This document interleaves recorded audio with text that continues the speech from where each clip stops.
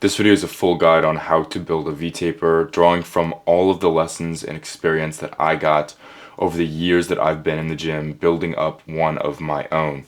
If you want to experience the transformation that I'm going to show you on screen, where I went from being completely skinny and having absolutely no width in my shoulders compared to my waist and like no size at all, to having a lean, attractive V-taper, then watch the entire video to the end, take notes, and implement what I teach you. A V-taper physique is the best physique that you could possibly shoot for in the gym because it is scientifically proven to be the most attractive physique to women.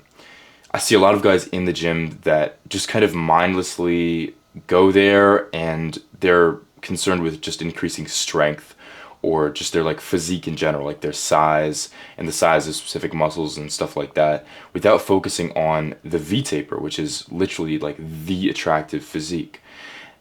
I owe most of my improvements in my dating life through my teenage years and stuff like that, most of my dating life to having built up an aesthetic V-taper physique. This is the physique that you should shoot for. Have you ever heard guys in the gym say, you know, they started going to the gym for girls and then it just ended up being men complimenting them?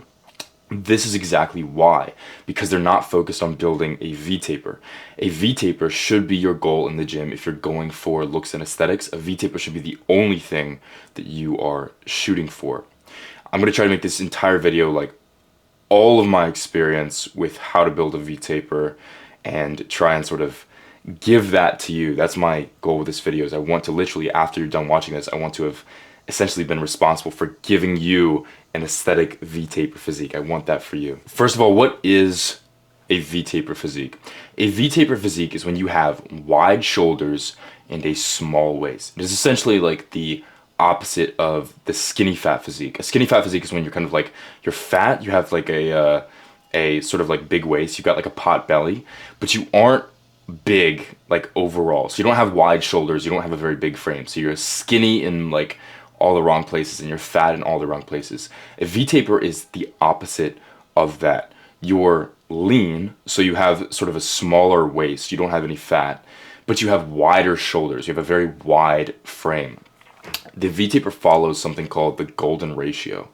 The golden ratio is 1.6 to 1. This is statistically, it's like kind of like a ratio, mathematical number of beauty, right?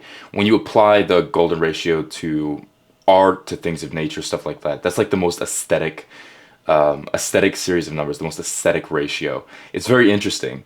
I don't know why, but that is just the case. And in line with that, when you have a ratio of 1.6 to 1 between the width of the shoulders and the width of the waist, that is the most attractive physique that a man can have. That is the V-taper. What that means is you need your width of your shoulders to be 1.6 times the width of your waist. So not double the width of your waist, but 1.6 times the width of your waist. That might seem complicated, but our goal is very, very simple. It's just going to be just widen the shoulders and slim the waist. In order to build an aesthetic V-taper, we need to focus on specific muscle groups to give us the illusion of that kind of like V shape. This is what guys do wrong, by the way, in the gym when they start working out and then, you know, they want attention from girls, but they just end up getting attention from guys. It's because they're not focused on building that V-taper by focusing on specific muscle groups. This doesn't mean ignore any muscle groups, by the way. This means focus on all muscle groups, but pay special attention to developing a select few. In order of importance, they are wide shoulders, specifically the side delt, which is the side of the shoulder, a wide back and big lats. Lats are the underside of the arm here, that part of the back. They're also called wings. A broad chest, a wide, broad chest. And lastly, you need big traps as well to kind of give you that sort of big overall look, so you don't have like small traps and still look like you have a skinny neck. All these muscles contribute to a V-taper physique, and you can kind of like imagine that they would, because all those muscles I mentioned are kind of like located in that upper area. So you can see like, yeah, if you focus on those more, then naturally you're going to get a V-taper. I would say that the best routine for getting a V-taper physique, I'm not exactly sure. I don't think that's so important. I would say that push-pull legs is a great place to start because push-pull legs quite naturally already gives you kind of an aesthetic physique because it's so focused on upper body. And the way the split works, it just naturally kind of gives you that wider shoulders and, smaller waist and stuff like that. So I would say following a push-pull leg routine, you can do quite well. But I don't think that the routine itself, the split itself, is as important as the specific exercises that you focus on doing.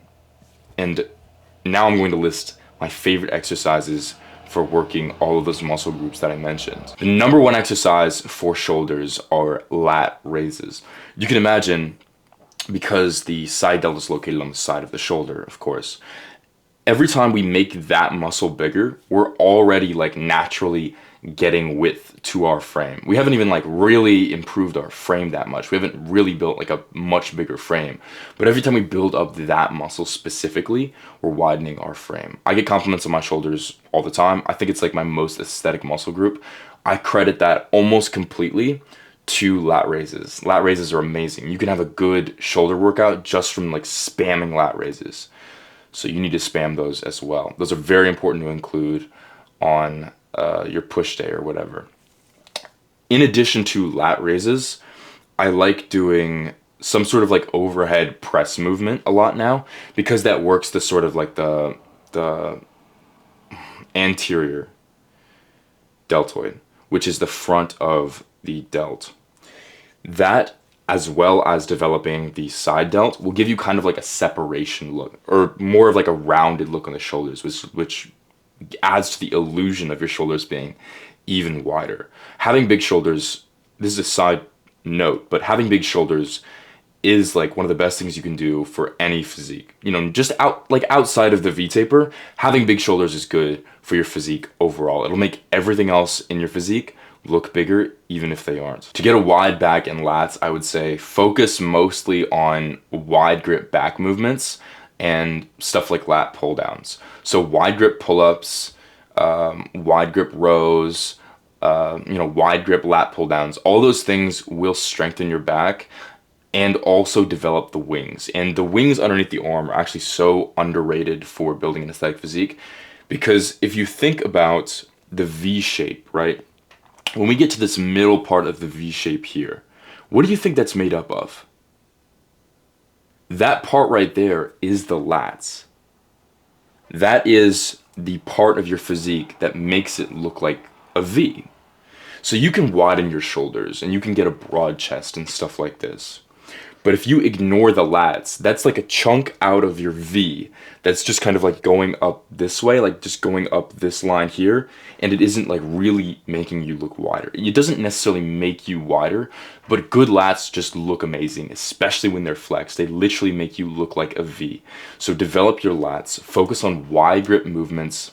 I love doing wide grip pull-ups, but I would say the best thing that's helped me with lats is really just lat pull downs. It's very simple, kind of isolates the lats. You can do them on a cable machine with a wide grip bar attachment, or you can do a machine. I don't really prefer one or the other. So, but yeah, definitely like try and do those for really heavy weight and for high reps, spam those.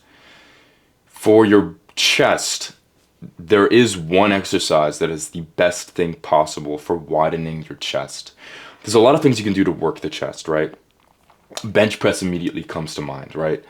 Except that bench press doesn't really work to widen the chest. It works to kind of strengthen the chest. It sort of works like the middle center chest here, a little bit of the lower chest. Doesn't work the upper chest. But it doesn't really make it more broad per se. It can make it stronger. But it doesn't necessarily make it more broad. So the question is, what exercise makes your chest like broader? Not necessarily like bigger, like the muscles are bigger, but the chest becomes broader. The answer is the best exercise for making your chest broader are chest dips. Do you know that machine in the gym where there are just two horizontal bars parallel to the ground? Kind of like this. You're supposed to get on that, grab them like this, and then you're supposed to lower yourself down and then push yourself back up. Chest dips, especially weighted chest dips, are amazing for broadening your chest because this is the area they target. They target the underside, the lower chest, as well as the outer chest, like the side of the chest. This doesn't necessarily, this doesn't only make them stronger. It does make your chest like extremely strong too, by the way, which is a massive plus, massive bonus. But it also makes them like bigger. You can see like just focusing on those regions specifically makes your chest look bigger. It makes you look like you have a Superman chest.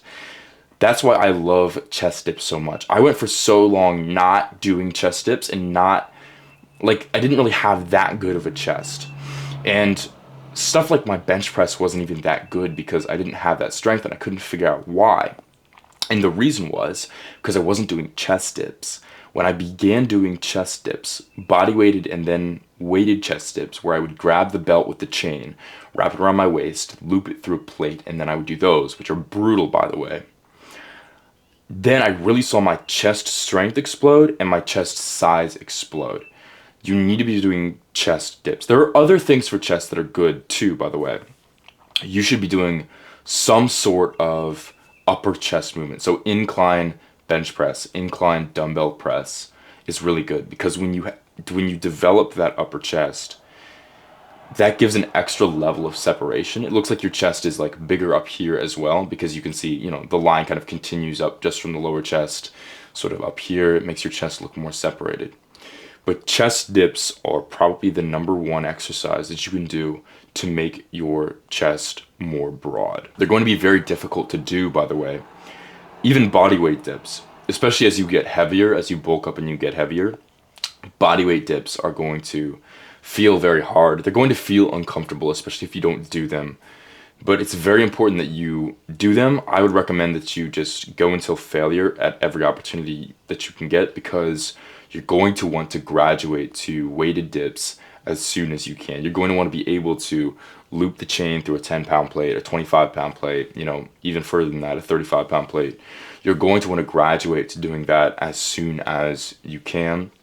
So yeah, my recommendation is even if you can't get a set of 10 with bodyweight dips, it's still good if you get up there and you do however many you can do, 5 maybe, and you go until failure because the next time you come back, you'll probably be able to do more, and then you'll get a set of 10, and then you'll get stronger there, and you'll find that you'll be able to do a set of, 8 to 10 of weighted dips.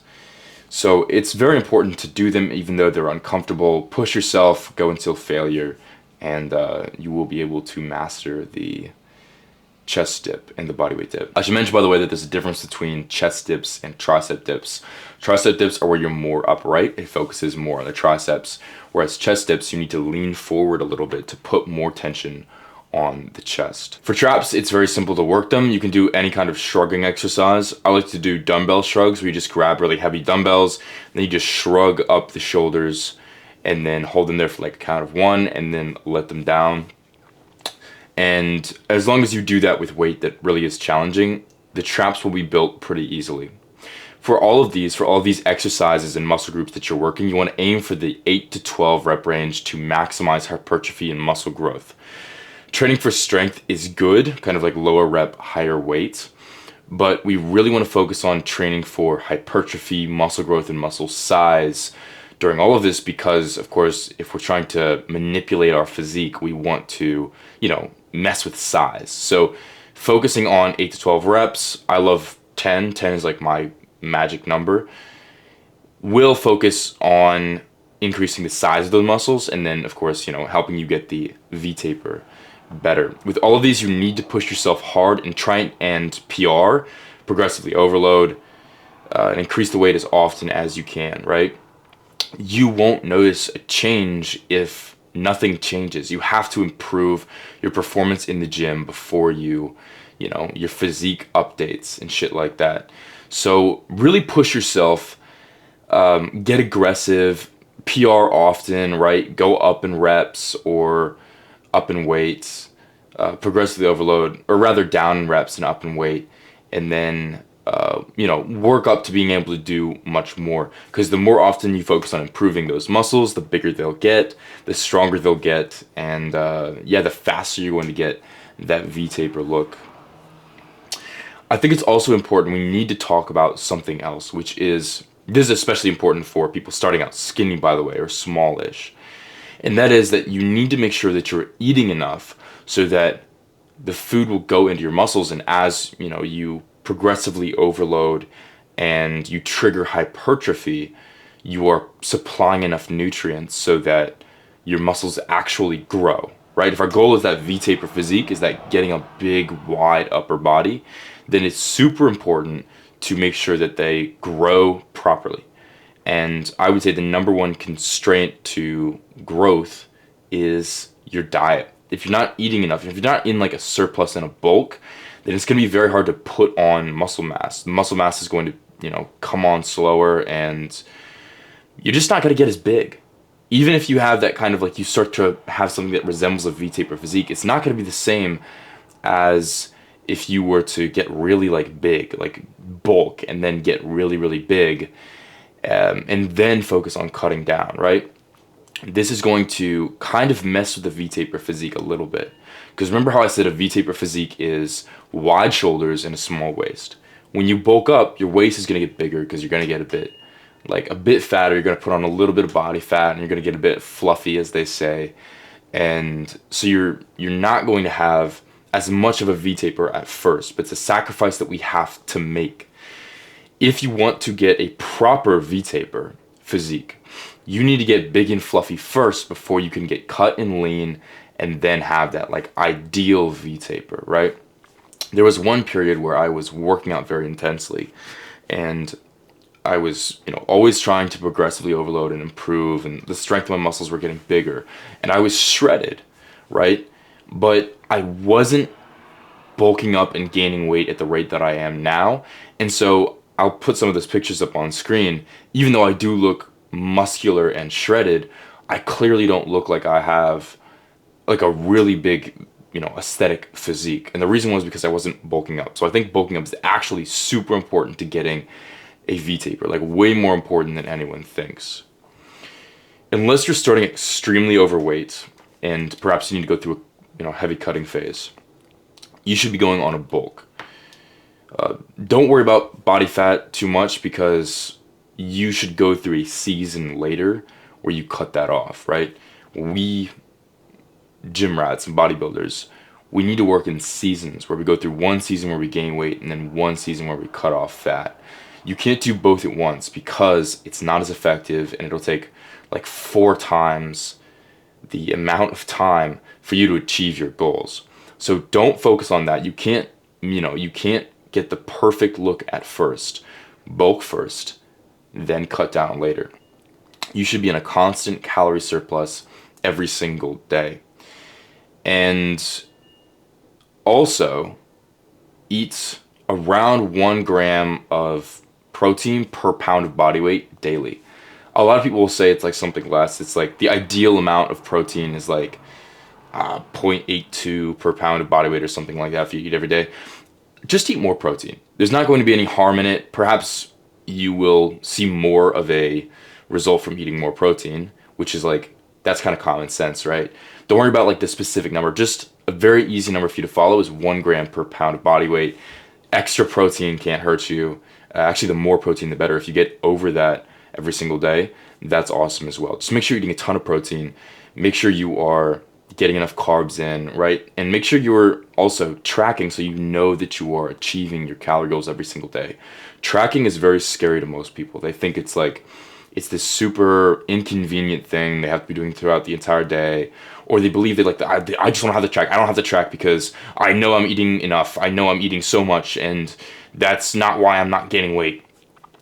Brother, I promise you, if you track your calories every single day reliably, you will ensure that you're getting enough and you are actually bulking.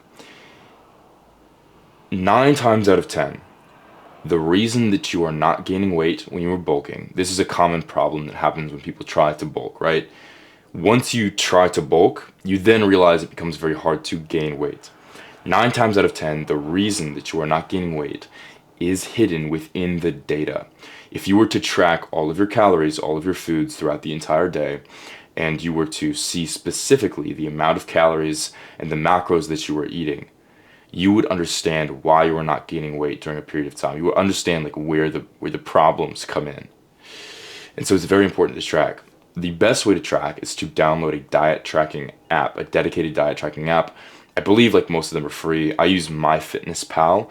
It's a free diet tracking app. You can track anything. It has a big database. You can search up every single meal or ingredient and add it as right after you consume it. It's a fantastic way to really track your diet. I cannot recommend that app enough. You should probably, here's an actionable step, pause the video right now and go download that on your phone so that you can actually track your diet and you can know that you are bulking.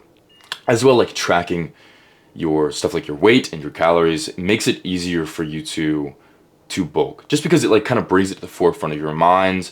You're less likely to be inconsistent with your meals. You're more likely to be focused on the bulk and gaining weight, and then so you're more like mindful about that. So you're probably going to eat more food throughout the day just because you're thinking about it more often. Yeah, MyFitnessPal makes it very easy because when you set up your account, you can set up your specific goals.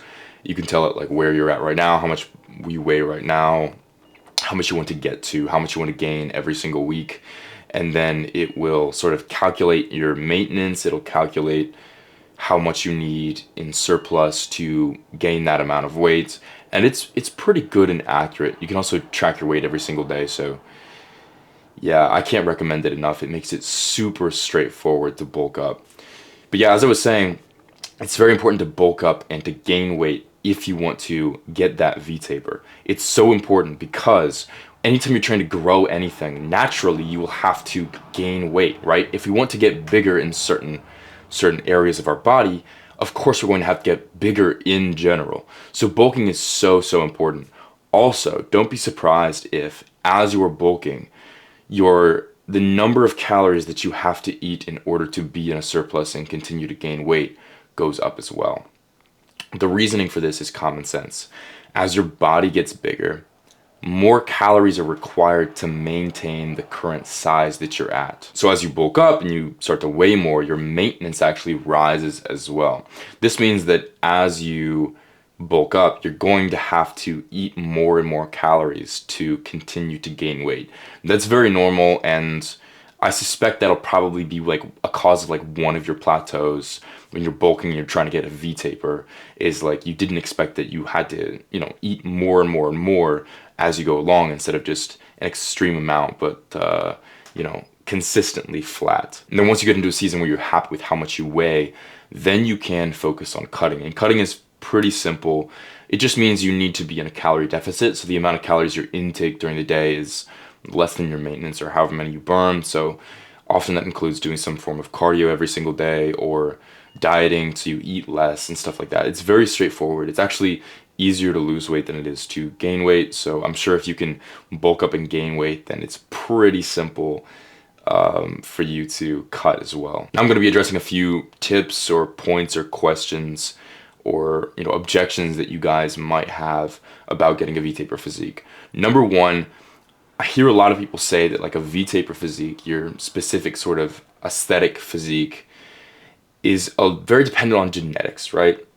And this is kind of true.